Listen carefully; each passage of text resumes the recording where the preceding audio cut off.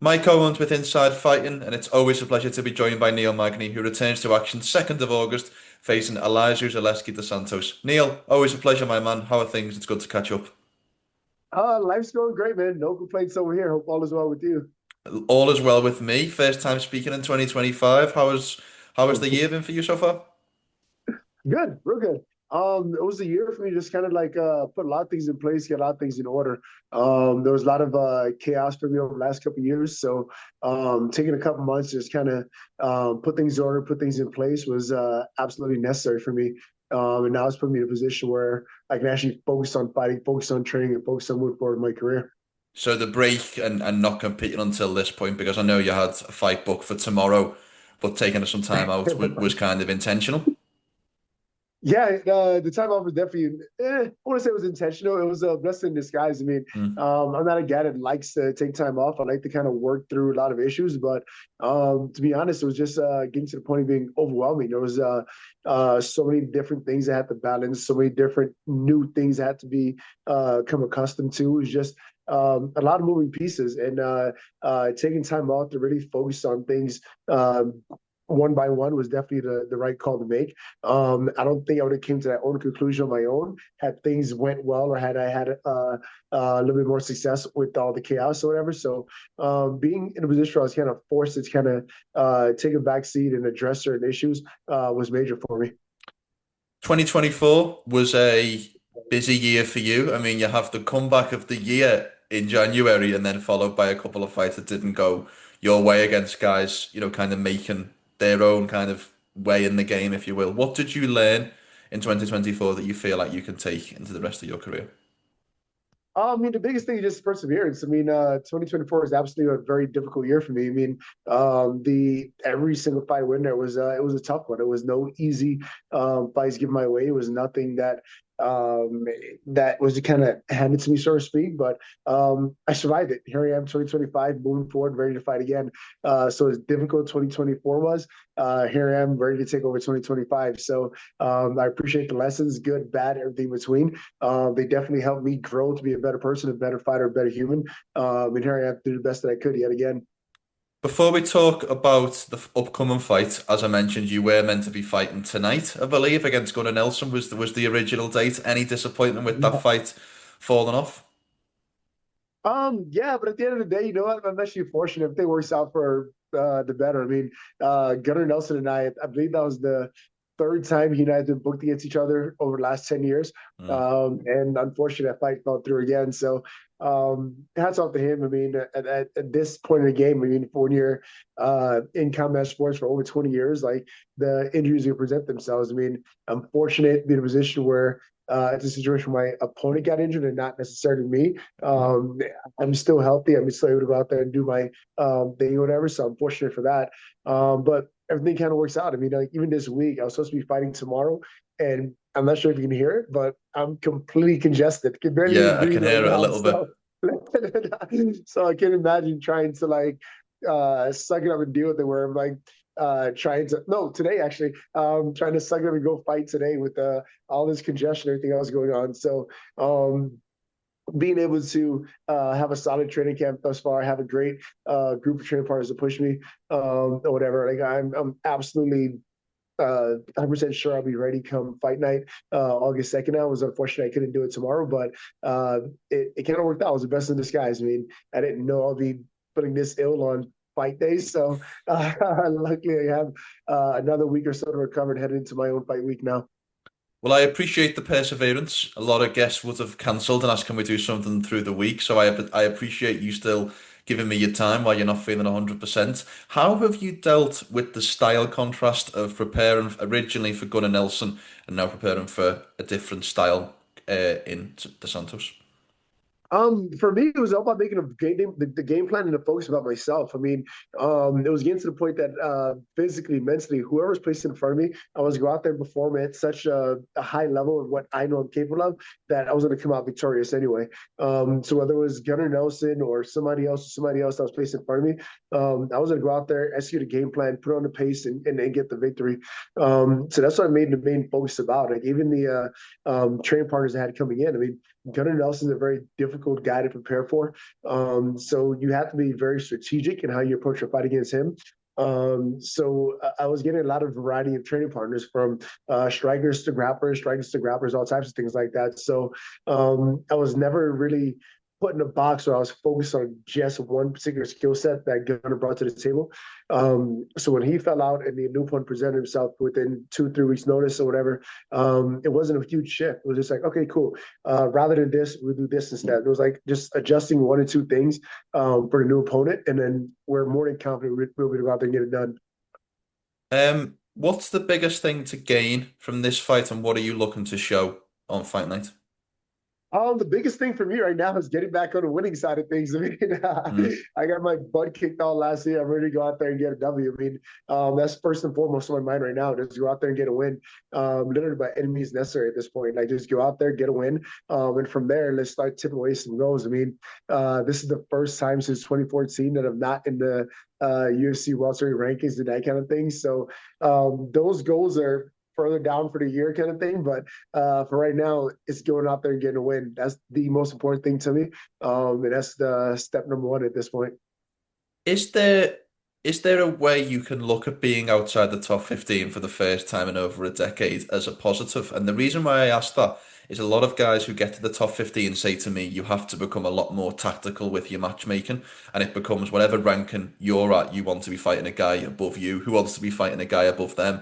Is there a pressure not having that number next to your name? No, not really. I mean, I've been ranked from number 5 all the way back to 15 at this point throughout my Mm, career. So it was never really about the opponents, more so up to me. Like, I mean, there's been time where I fought a guy who was right behind me, and I got a win, and I moved up one spot. There's been times where a couple guys right ahead of me fought each other, and I moved up one spot. So I never really focused too much like, oh, I have to fight this, I have to fight this, I have to fight that guy. I mean, we've seen some crazy things happen in sport where at the end of the day, like those numbers, though it's something to look forward to, it's something to work towards, whatever. Like we've seen that like sometimes it doesn't really mean anything. We've seen a guy ranked number 8 fight for a title. yeah. We've seen a guy just signed to the organization with 0 ranking fight for a title. We've seen all types of crazy stuff happen in sports. So at the end of the day, like it's the rank is like is it kind of a badge of honor? Is it kind of like hey, look, you're standing out most of your peers kind of thing?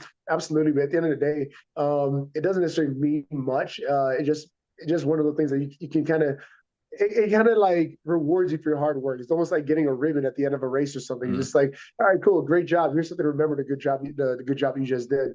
But I never really cared about like being strategic in an opponent or that kind of thing. I mean, if I have to start being selective of who I fight, when I fight, and all this other stuff, then I've already lost at that point. For me, it's preparing as best as possible for whoever UFC places in front of me, and still find a way to be victorious.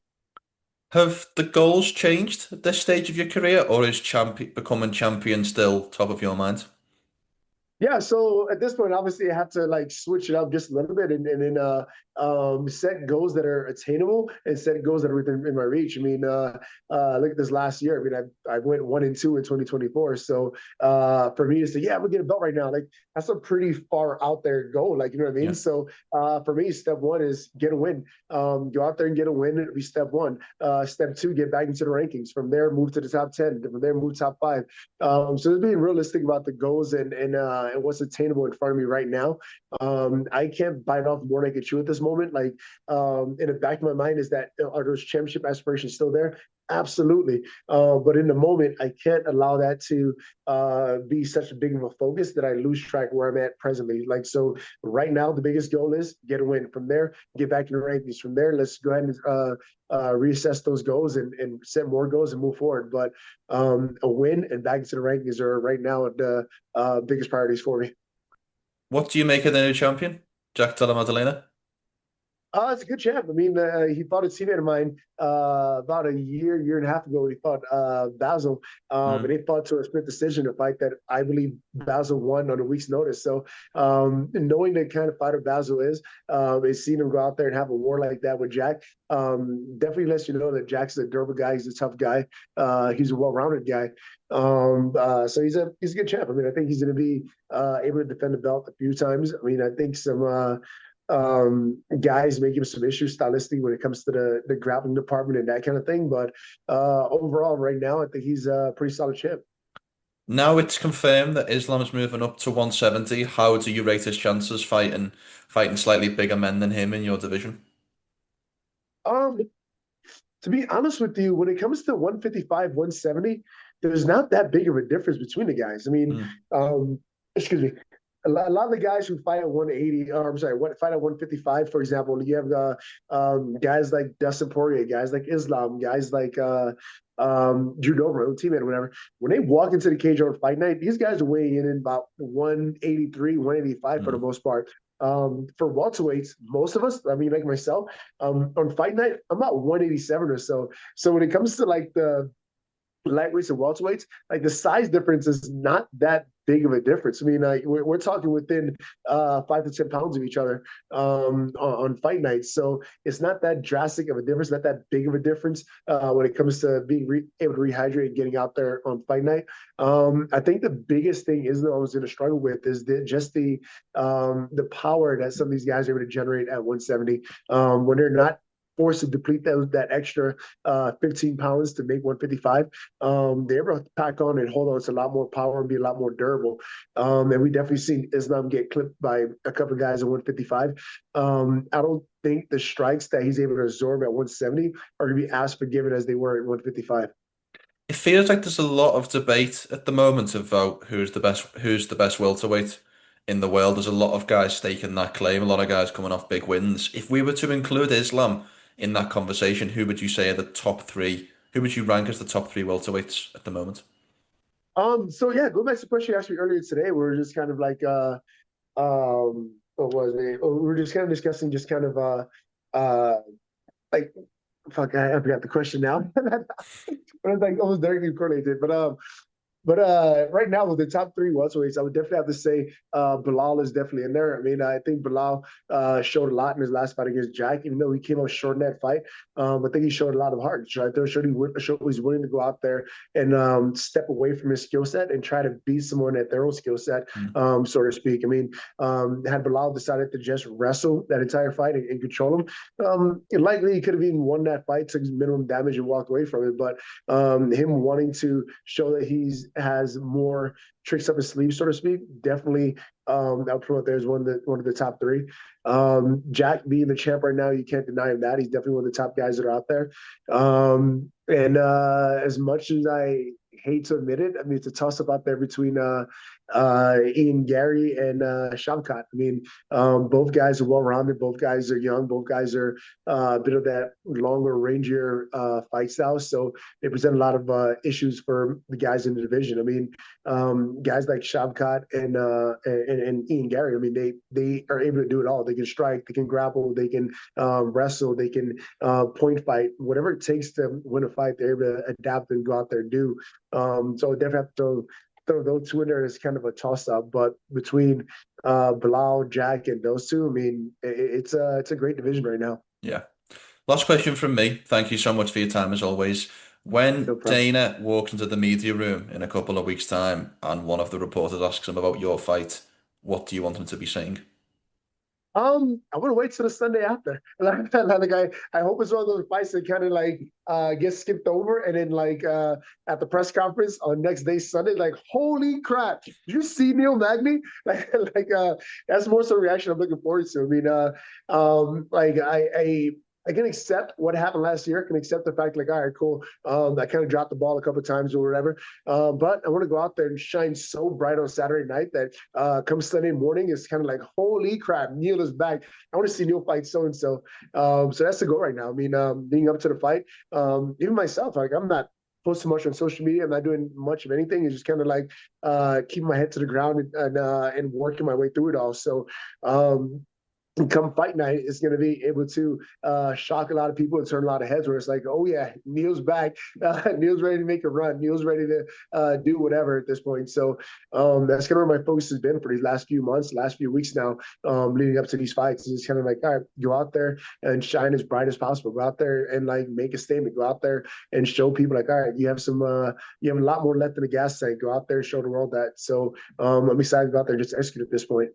I love it. Neil, always a pleasure, my man. Thank you for your time. Have a great and safe rest of camp, and best of luck for the fight. I appreciate it. Have a good one.